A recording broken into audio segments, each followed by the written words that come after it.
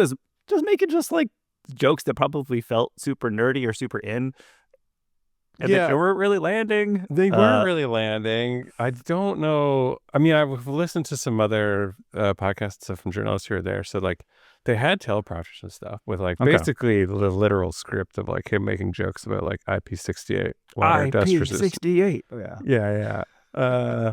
So like I don't know how much he understood what he was saying or not.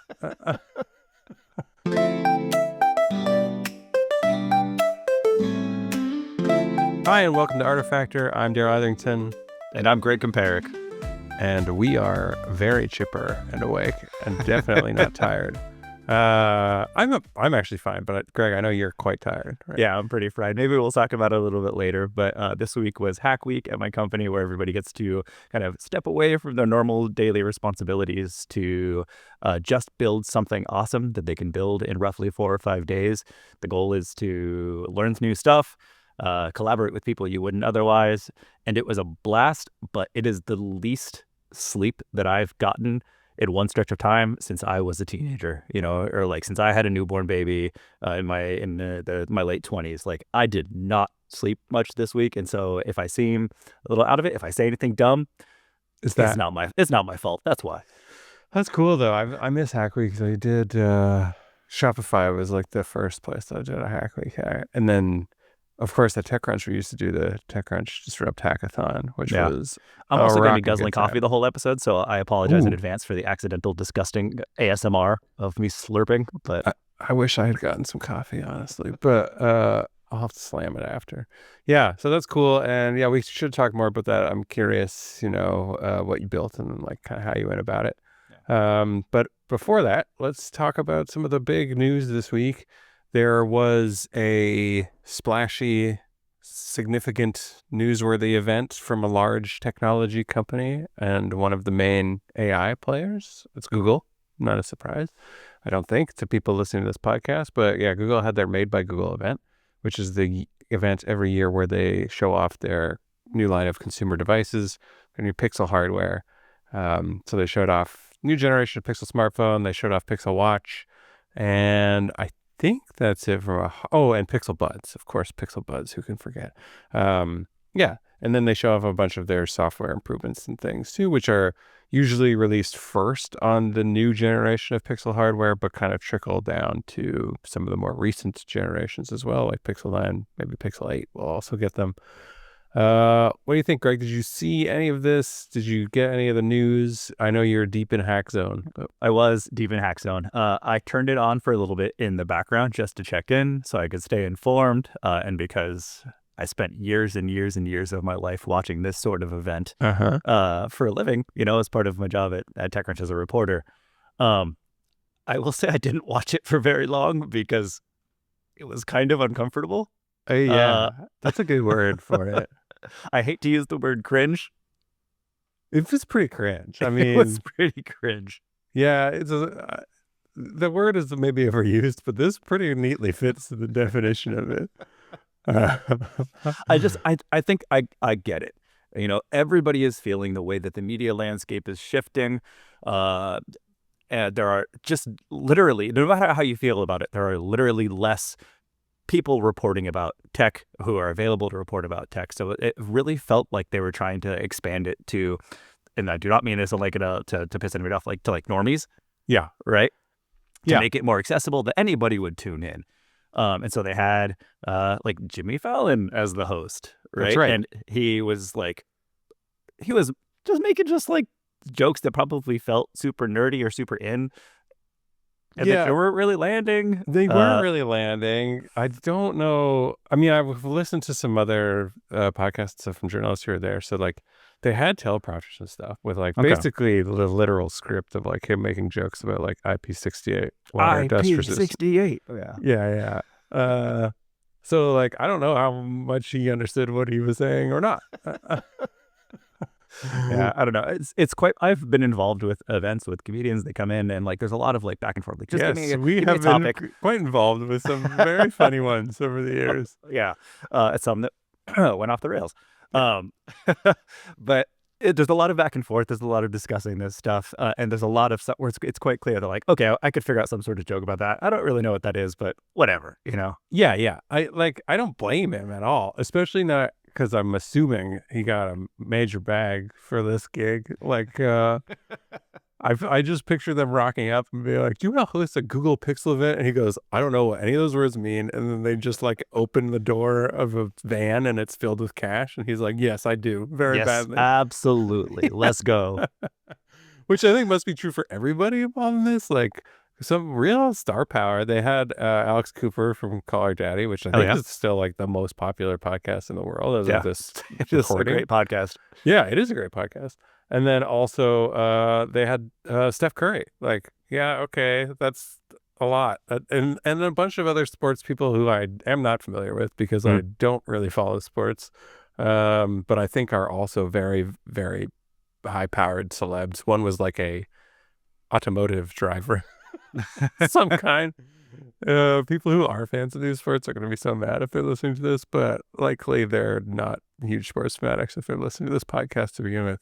And then they had on, what's his name from Subway Takes, which was like their closest or their, I think, big or best attempt at crossing over into like a new media like influencer type of audience engagement too. Yeah, right? and I mean, this plays to what I'm saying, right? Where it just feels like they're trying to adjust their audience a little bit. So it's less about like, oh, let's appeal to the tech reporters and the kind of like hardcore tech people that really, really care about their phones and like need to know everything on the spec sheet, and are shifting over to like more influencers, more like I guess the test I've mentioned this before. The test I often put things through as to whether or not something works is like the test of my mom. Right. I love my mom. She is the best person in the world, in my opinion. But also I think about things through whether or not she would get something or be into something. Okay.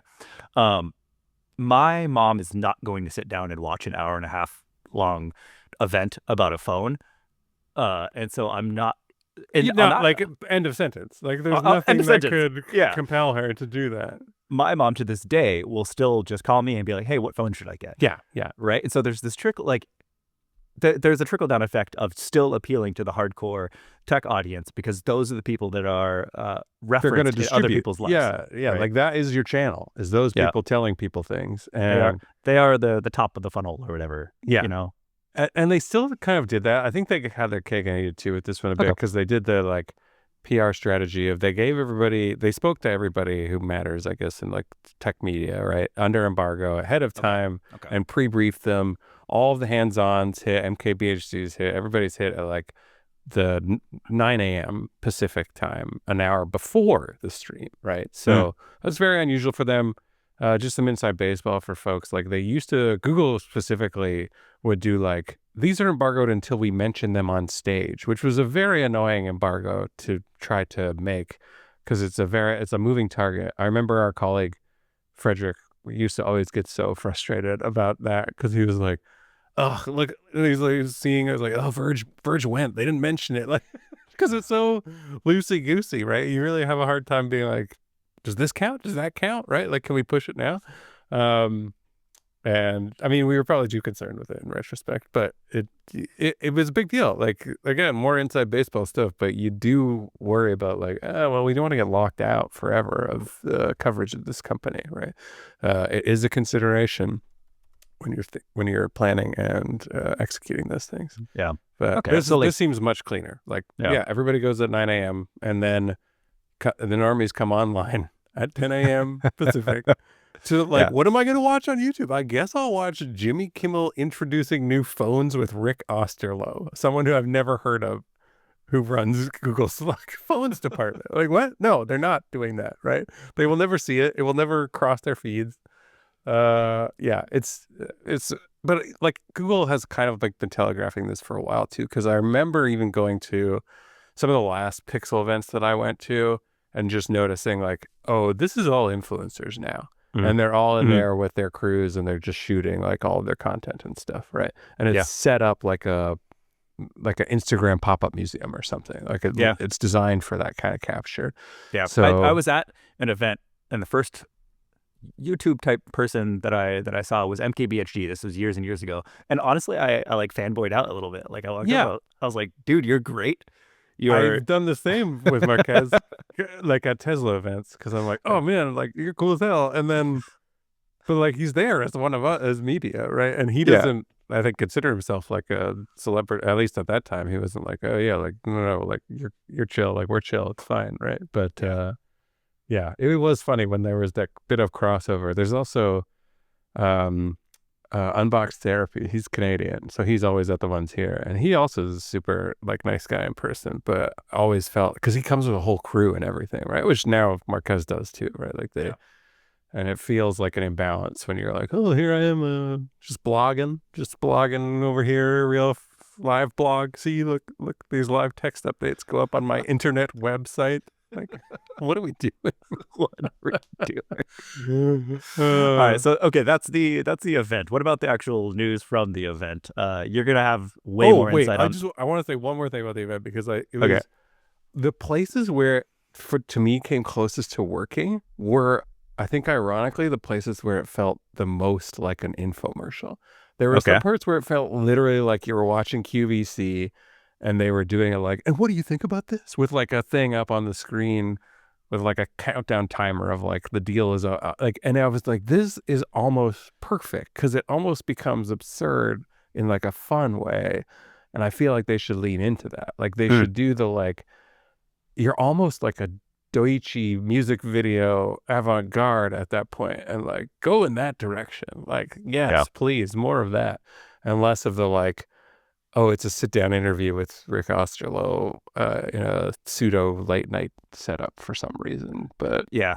All right. yeah, So basically, if you're gonna get a little bit weird with it, just go all go in, full weird. Yeah, go yeah, full weird, so everybody knows it's you're deliberately being super different. yeah. And I hope, Dieter Bone, if you're listening to this podcast right Love now, you, Dieter. I love Yeah. you too, but take my advice, Honestly, please.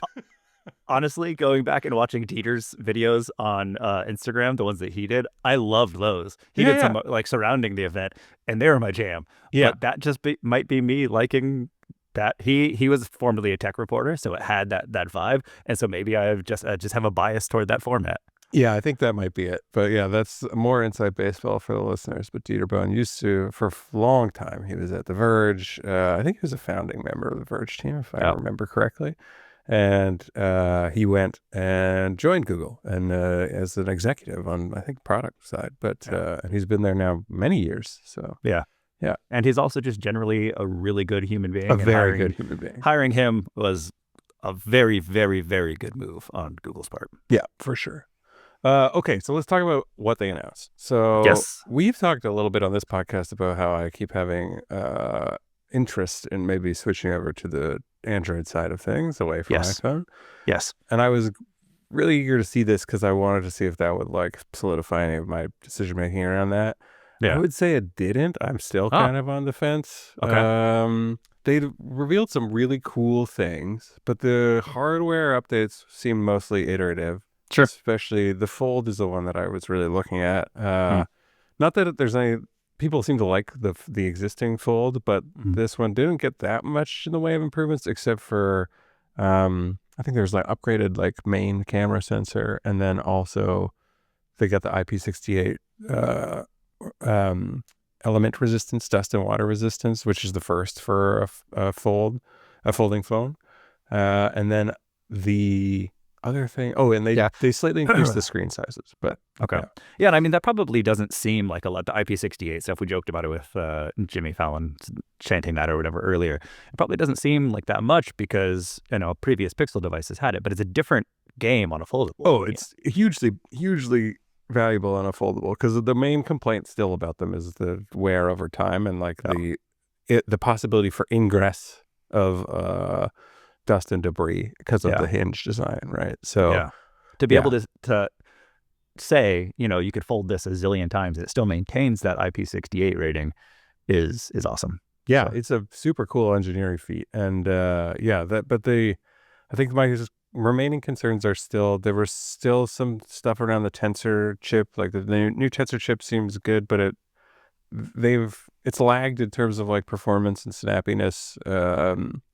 like the Snapdragon Mm. top of the line chips that power like the Samsung devices, and it seems like this one might still be a bit of a lagger in that regard.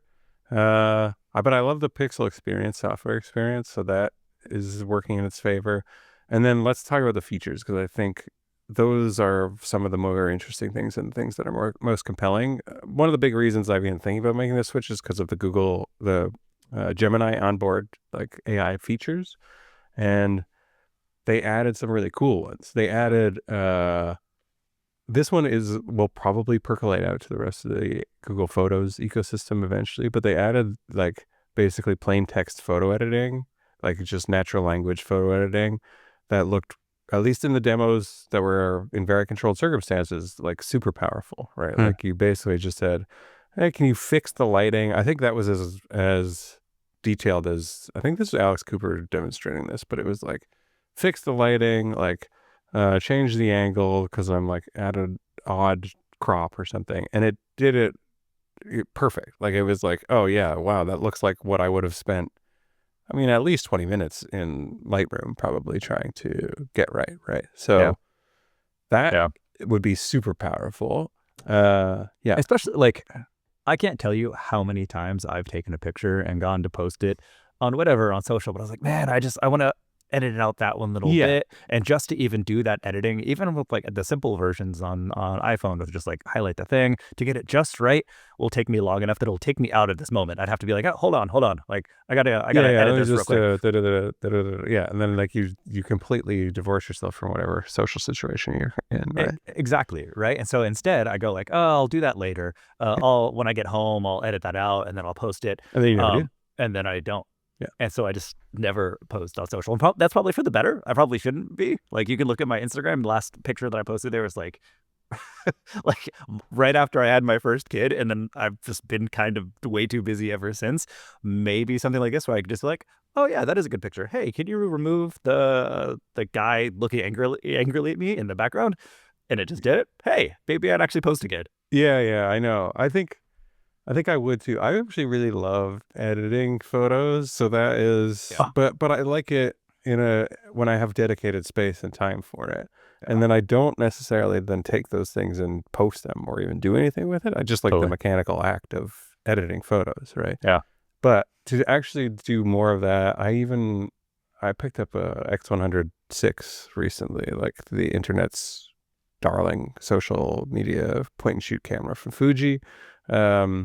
Which has like long been like out of stock everywhere. But I think honestly, the U.S. tariffs actually helped in this regard because the prices went way up in the States, and then I think supply constraints went way down as a result because demand went way down. But anyways, great camera.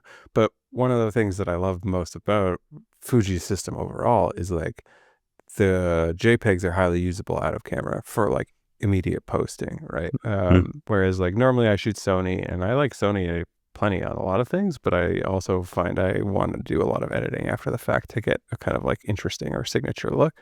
Whereas the Fujis are just like, here Ready it to is. go. Yeah. Just good to go. Okay. Yeah. So like that was the same thing appeals to me about the Pixel now, especially with the editing. First of all, because I think their camera quality is terrific, and I actually like the character of their photos and the tuning that they do on the defaults versus like an iPhone one. I still, whenever I'm like browsing through my iPhotos or library or whatever, and I find one I particularly like, I go and like look at the metadata and realize like, oh, I took that on Pixel, right? Yeah. So Yeah.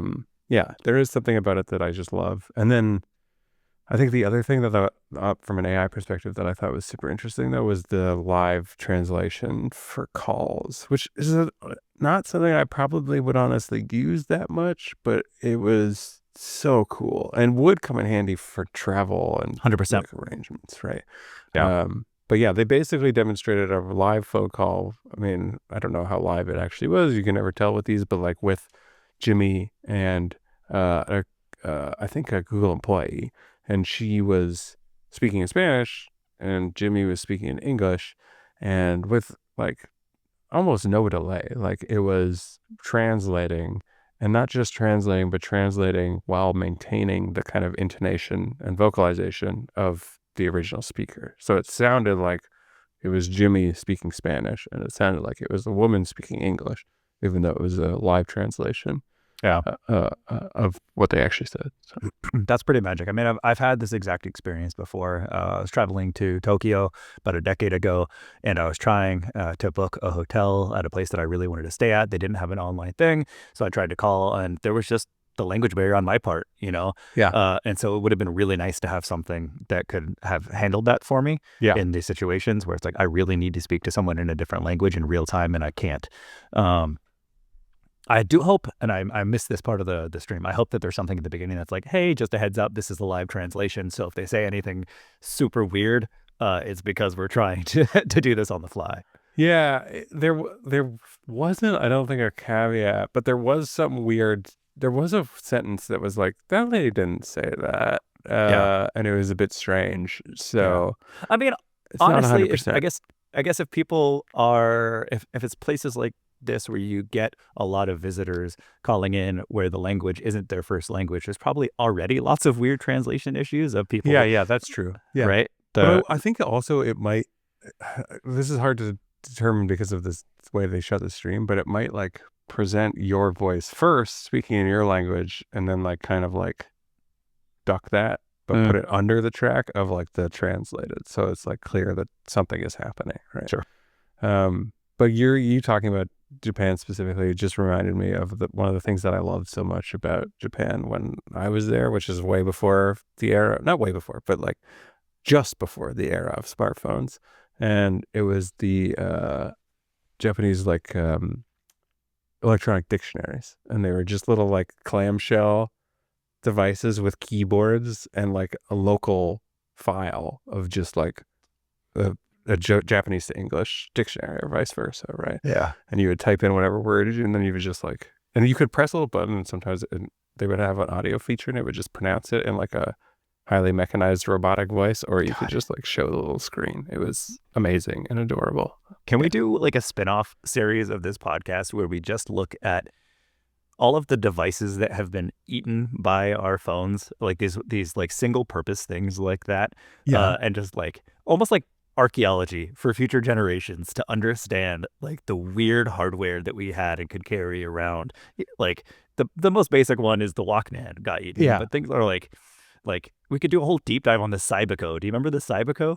No, I don't remember. Oh my God. It was when I was in like second grade. There was this device that was trying to be basically a person to person, like instant message thing. So you could be in class and like type a message to someone else. And it's this is a rabbit hole. I'm not going to go into it, but Google it. Cybico. I mean, it sounds like Jack Dorsey's new BitChat app where it's like offline. But dude, this is like 1995. Yeah.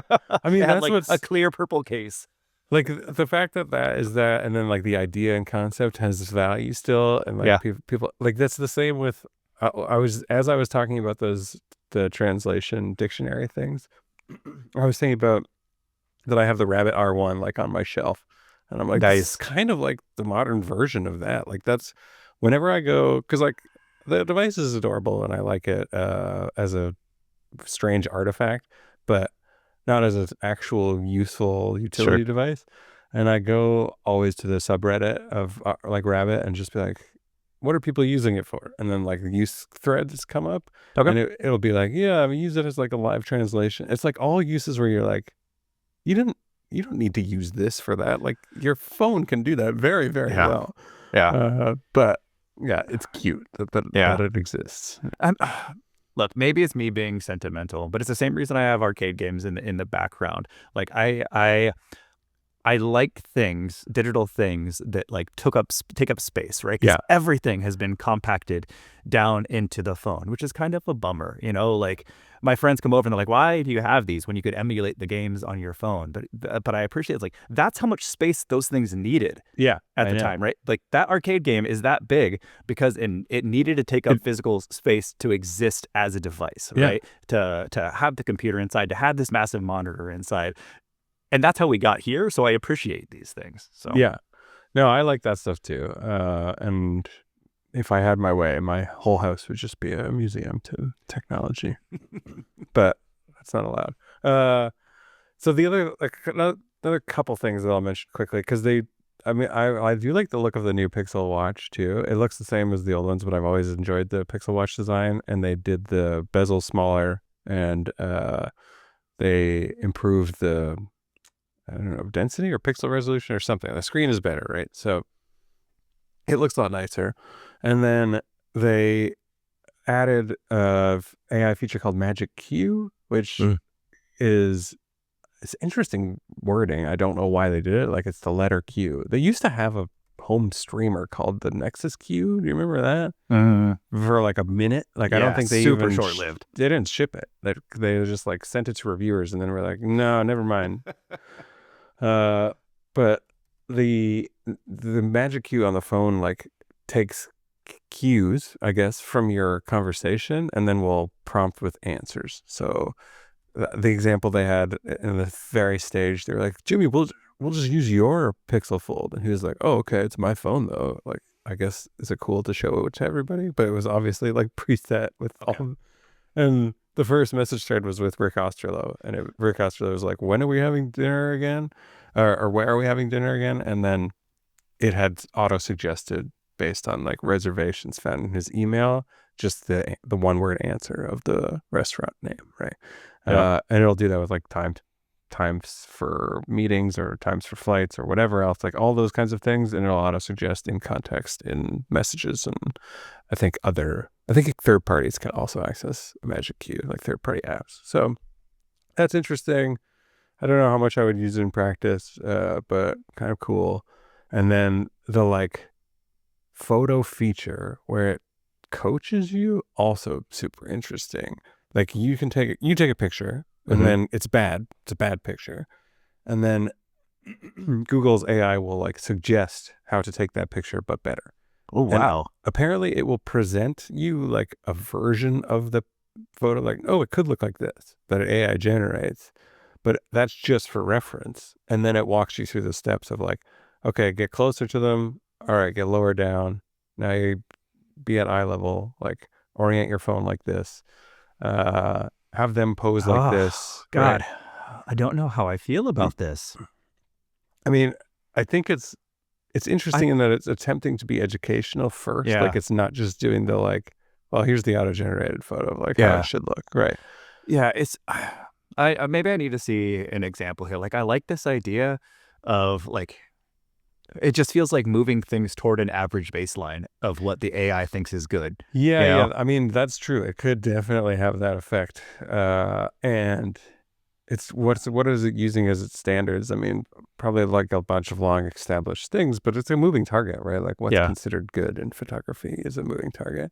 But yeah, you're right. It could do a thing, but I think they explained like it's more just for people who like really don't know how to take a picture and are like want to, but like don't have the first idea how or whatever. So and I guess have no motivation to go seek out external resources to try to get better at it. So they're very lazy, but they have good intentions. I mean, part of me, I think I like this, but I hope that it's buried a click away, right? I hope it's not like a clippy thing that pops up. Like, it comes up and says, hey, your picture sucks. Yeah. Can I help? You should turn a light on. Yeah. Hey, shitbag, get better. Get good.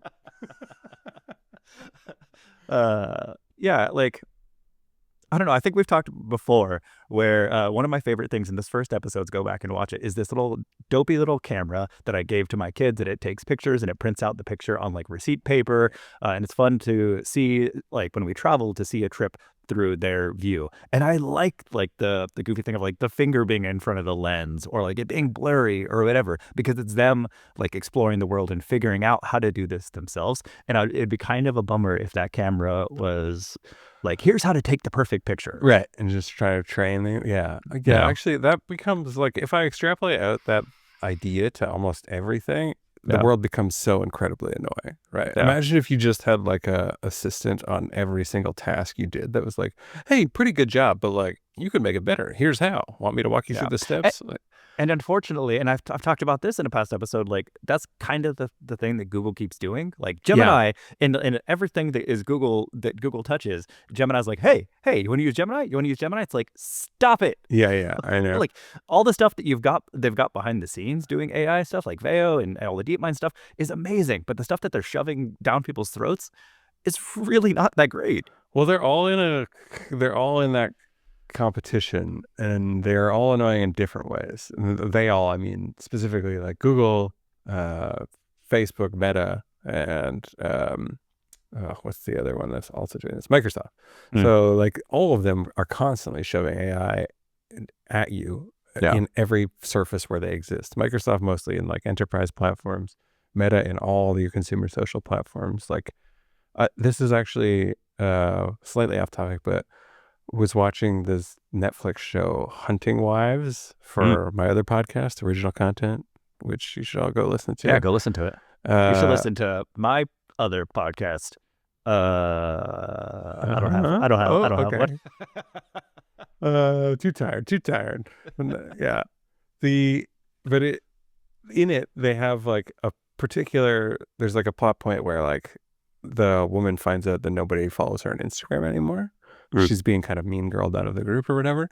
And they show the actual like Instagram search interface, and it says like, ask Meta AI. And then she's putting in their like usernames and no results are coming up. So that's how she knows they don't follow her. But it doesn't say like search or find user. It says like ask Meta AI.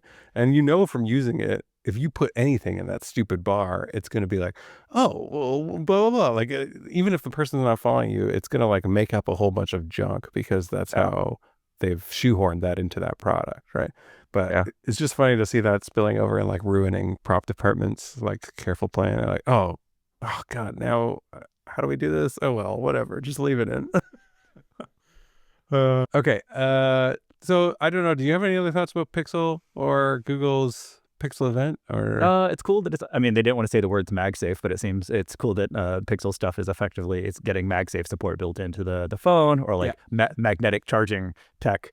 They call it Pixel Snap, but it's really Pixel just Snap. Qi 2. Although I think they said they made them, it's Qi 2, but with better magnets. That's how they justify branding it. But, and as far as I can tell, because it's on the Qi 2 standard, like everything that people know as being like a MagSafe battery or a MagSafe case should work on these phones, right? Yep. Cool. Yeah, it should be all cross compatible. They did talk about that explicitly in the event too. In another cringe moment where they were saying like, can I say the A word? And like that was Jimmy, and then they were like, yeah, you can say Apple, it's fine. It's weird. But yeah, that's a good point, because that is actually honestly another thing in its favor if I'm looking at that versus like the Galaxy Fold S7 or whatever, because I'm like, I love MagSafe. I really do. I've become quite accustomed to it, and having it there without an additional case requirement is terrific. So good job, Google.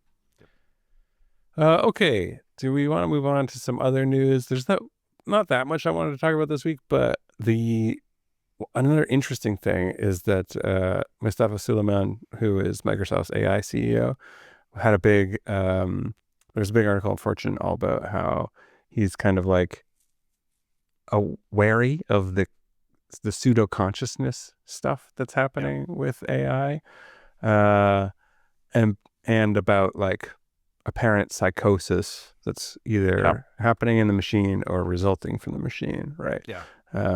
Which is interesting to hear from somebody in that position, because he runs this stuff at Microsoft. But it was good read.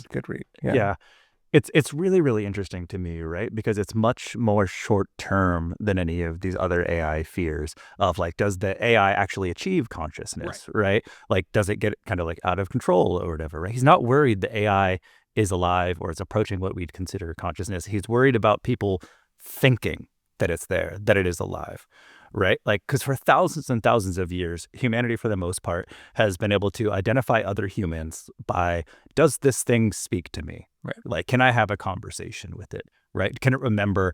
Because you can't do that with anything else, right? No. Like and so it's like a very easy threshold. And so now we've kind of reached this point where like people who don't understand the technical limitations, or like the wizard behind the curtain or whatever, the man behind the curtain, are gonna assume a lot more of this stuff than it can really do. Yes.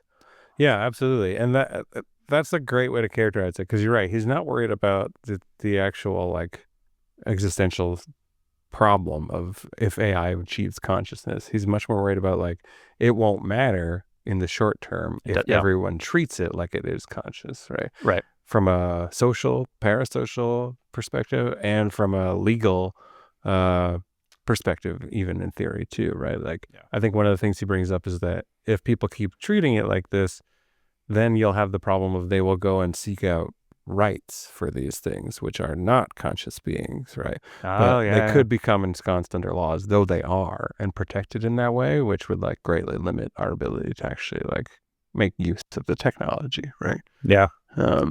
Yeah. It's also something we've talked about before with people getting connected to these things, right? If you feel like it's a two-way relationship, if that thing goes away for some reason, it's going to be pretty traumatizing. Going back to the mom test, right? Or extrapolating that out to like my kid test, right? If for some reason a kid is talking to one of these things and starts to build up a friendship with it, like the closest thing to a friendship, I'll put it in quotes, and then that company goes out of business, right? That's in that kid's eyes, that's death. Yeah. Right. Yeah, exactly. Yeah. Yeah. We talked about this in one of the earlier episodes, but it's definitely like a much higher risk with products like these. And I think what's also interesting about this article is like that they make clear like it is that by choice and by design, not by accident. Like the really good example of this that we just all had was the ChatGPT switch, like the GPT-5 introduction. Everyone was like, you took away the personality of my friend, right? And that's probably what probably is more true is that they tuned it to be less parasocial, to less like to deliver the same functionality, but not emulate a thinking, feeling human being quite as much, right? Yeah. And I think that is super deliberate for exactly the reasons that we're talking about with the dude from Microsoft. You know, I think a lot of them accidentally got to this point where they're like, oh shit, like we've kind of poisoned the hive mind. Yeah, right, exactly. And yeah, so like this is being charitable, I think, because there's still a lot of like, well, did they just package up a bunch of stuff and ship it as GPT-5? But like, if you're being very charitable with them, it's like, oh no, they're like making that realization and making the hard choice of appearing to backslide in order to change that course and direction, right? Yeah. It's funny. I keep getting, it reminds me of Castaway. Oh. Right. With Wilson? With Wilson. And when like Tom Hanks knows that Wilson isn't real, isn't like it's a volleyball. It's not talking to him, right? And yet when it floats away, that's Wilson. Yeah. You know, like we've gotten to there with AI. Like most people, a good amount of people are going to know that it's not real, and yet when it goes away, they're going to be so heartbroken. Yeah, that's true. I don't know if you've done this yet, because you should. But you need to make a short with that scene and then be like, just like sticker on the ball that says GPT 4.0. Probably should. Daryl, I need you to be my meme advisor. Okay, gladly. All right, let's move on from that. And then the only other thing I wanted to quickly mention is just to follow up on the Genie 3 stuff. One of the things that they are talking about now is like that they have an embodied agent that they drop into it, and that then learns within that environment autonomously how to manipulate it and walk around in it and interact with the environment, right? So basically what that means, I mean, I loved, this is Bonnie Lee on X, who is a research engineer at DeepMind, but she posted, we can now train AI inside the mind of another AI. And in another thread that I forget who, it might have been Demis, but he was talking about like literal inception. Like it's very much like the inception system in the movie Inception. But yeah, super cool. And we talked about it briefly. I just like that they made it more explicit, but like that this has the potential to supercharge or like rapidly accelerate the ability to train physical robotics and other things that need to interact with the real world, like self-driving cars, etc. Right? We are dancing right at the edge of a topic that's going to make me seem like a conspiracy theorist, right? Oh, But when you start like reading about like simulation theory and this idea that we are within a simulation, the path that plays out is that if we are in a simulation, we're probably within a simulation, within a simulation, within a simulation that continuously reaches this point where it can create the layer below it. Right. Right. If there are levels, there's a very slim chance that we are in the first level. That doesn't make We're probably any sense. like the billionth. Yeah. And so if that is true, if that is the case, if we are somehow within a simulation, and I'm not saying like I'm not putting a stake in a flag in the ground here. This does feel like we've hit that point where we're like, okay, let's make the next layer. Yeah. We are definitely at next layer time, which will be fun for them. They get to have a whole existence or whatever. So great. I love it. No, I don't think that's conspiracy theory at all at this point. I feel like it's like kind of like mainstream belief. Like you go to like, we're living in a simulation. Like, of course we are, dummy. Nothing is real. Everything is predetermined. Everything was calculated in a split second inside of a CPU one layer up. Yeah. Or a simulated CPU inside of a CPU inside of a CPU inside of a CPU. Yeah, just go spin the top. I don't know. Is that a spoiler? I don't know. That movie's like no, you're 10 good. years you're old, 15 years old. Okay. That does it for news this week. Do we want to move on to everybody's favorite regular Artifactor segment? Let's do it. All right. Let's roll that music.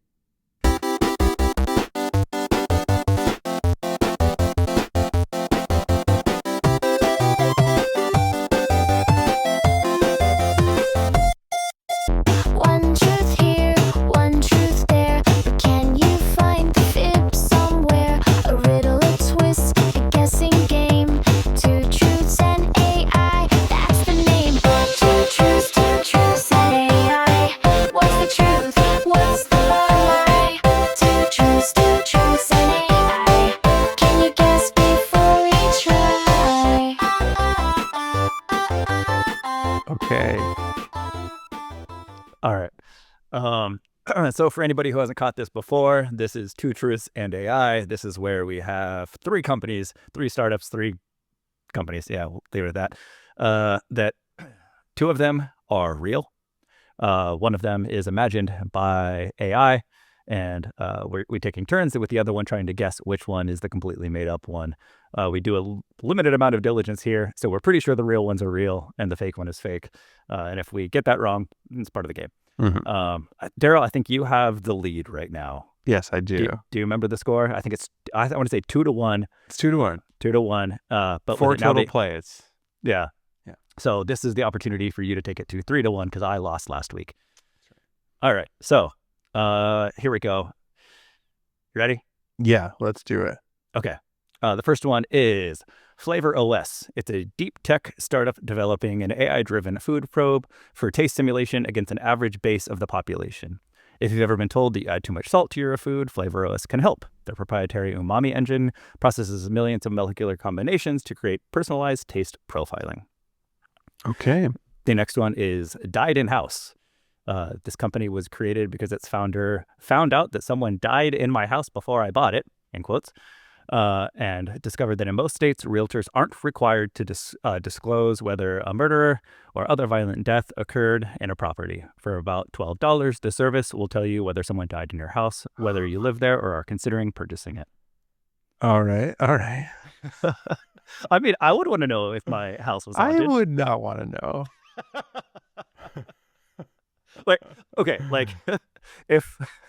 If I bought the house already, don't tell me. If I'm about to buy the house, then I would want to know. I don't know. No, because then there are some house in all that regards. I wouldn't want that to spoil it for me. You could definitely set up a spinoff here for people who specifically want haunted houses. Yeah, or who don't want to know, and it's called. I don't know what the name of that one would be. Don't care if there's ghosts. Yeah. Die or not die in house? Question mark. It's fine.com. The last one is Rent the Chicken. It's a startup that offers a creative solution for people who want to experience raising backyard chickens without the long-term commitment. If you want to try it, without, if having to deal with the chickens. If you don't like it, they will happily take them back. They rent out everything needed to temporarily care for chickens, including a portable coop, 2 to 4 egg-laying hens, the food, and other necessary supplies. Wow. Okay. That is an interesting one too. What was the first one? Can you remind me? I forgot somehow. I'll remind you of all 3. Okay. There was Flavor OS, there was Died in House, and there was Rent the Chicken. Oh yeah. Okay. Flavor OS is the most technically involved of all of these. Totally. Because it actually involves some kind of probe or hardware or something. Yeah. Right? Yeah.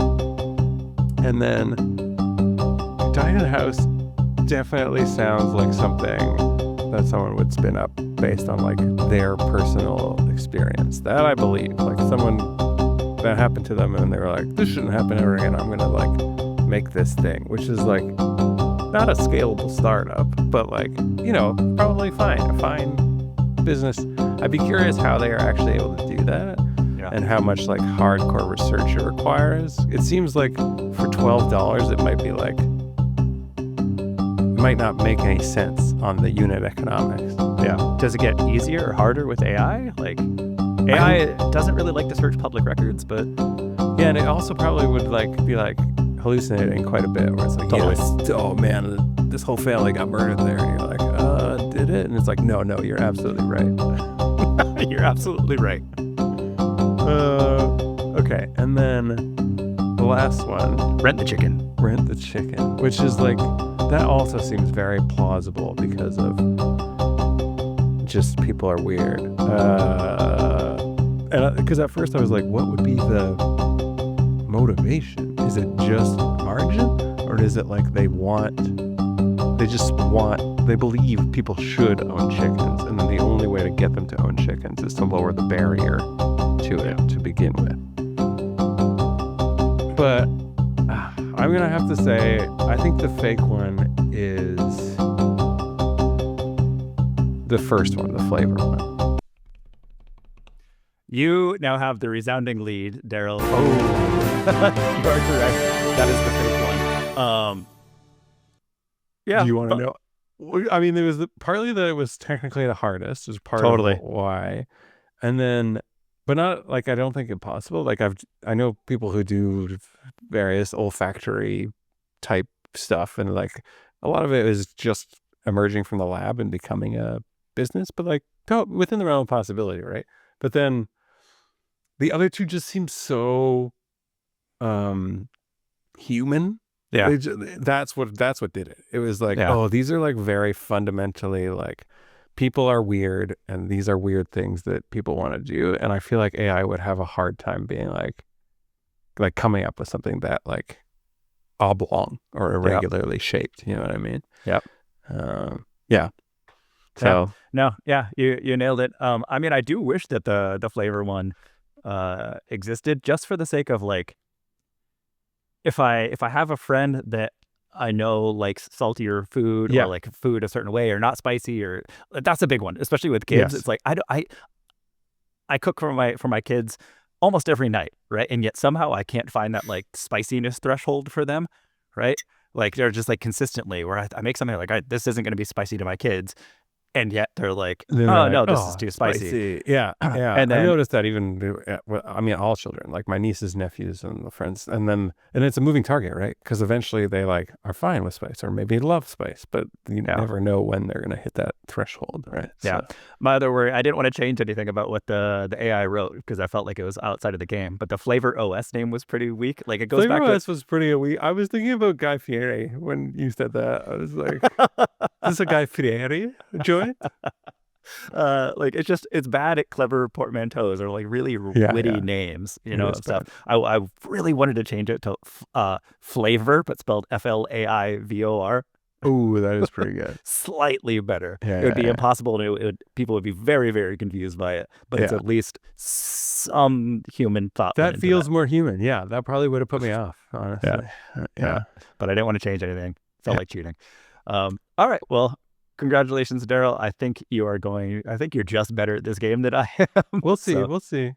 We have a long Way to go. We'll see. You never know what's going to happen. Yeah, we are. Don't worry, everyone. We are playing to 100. So. Yeah. Greg, did you want to share anything about how you used AI this week? I know you probably don't have too much time. I think you got a hard stop today, but just quickly. I can show you what I built for Hack yeah. Week. We'll need to check that I can show this. I'm pretty sure we can show Hack Week stuff. It's totally fine. But the context for people, one of the mascots at our company, one of the logos is this thing. Oh, it's what we call seer. It's this purple triangle pyramid that has an eye. It's kind of creepy. Honestly, a little deliberately creepy.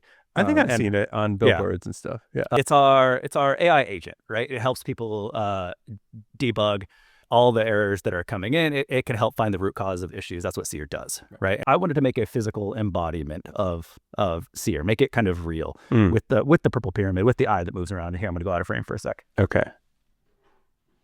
Exciting. It's going to be a big reveal. Big reveal. So, oh no. Ooh. Did you break it? Cable was shorter than I expected. Oh. We're not going to be in focus here. I see. It has components. It has electronics. So this is Seer. The eye moves around. You can oh, wow. touch around, right? That's cool. But also, importantly, the fun twist on it, once a day, you get to badge into it in order to enter a monthly raffle. Okay. Oh, cool. Do you like going to the office, but you wish you could get randomly rewarded for it? Well, then you'll love Surprise! And so, it reads ARFID right there. I don't know if you saw it flash green. Yep. That's saying, hey, you checked in. If you do it again, it flashes no. Cool, because you already did it within the 24-hour cycle. Right? Exactly. Nice. So yeah, that was our Hack Week project. We built it in about 3 or 4 days. It was lots of scrambling and 3D printing and 3D prints that were taking longer than expected. So I was waking up constantly in the middle of the night. So it's running on a Raspberry Pi with a touchscreen in there. It's all written in Python. And I used Claude Code to handle all that stuff. I would say it wrote 90% of it, and I tweaked. The reason I use Python is because it's a language that I'm pretty familiar with, and so I was able to tweak what wasn't working on the fly. AI. Without AI, I couldn't have done that while also doing the assembly and the hardware work and the 3D printing and all of that stuff. Oh, it's really cool. Yeah. Thanks. Yeah, that's great. And I'll save this for next time, just out of interest of time, but I've been using Claude Code quite a bit too, and nice. It's pretty cool, pretty effective. And I had a sort of inception scenario where I'm using it inside Replit, which was a tip passed on to me by our old pal Matthew Panzarino, but we can talk more about that next week. That's a great teaser to get people to come back. I know there's high interest in that topic. But Greg, great talking to you as always, and that's super cool. I think you should productize that and then just open a store and sell units. Honestly, I kind of want to put a little twist on it where I almost Tamagotchi-fy it. Yeah, right? yeah. So when you tap in each day, you get to be like, hey, here's a little treat.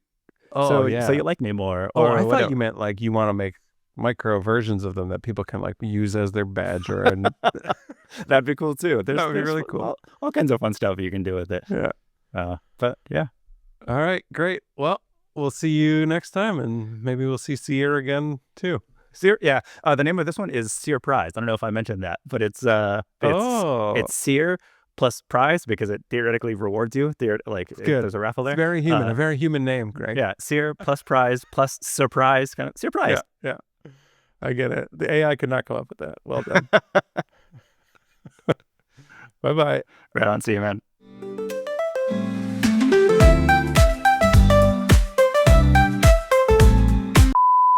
Like having a baby. It's just like having a baby.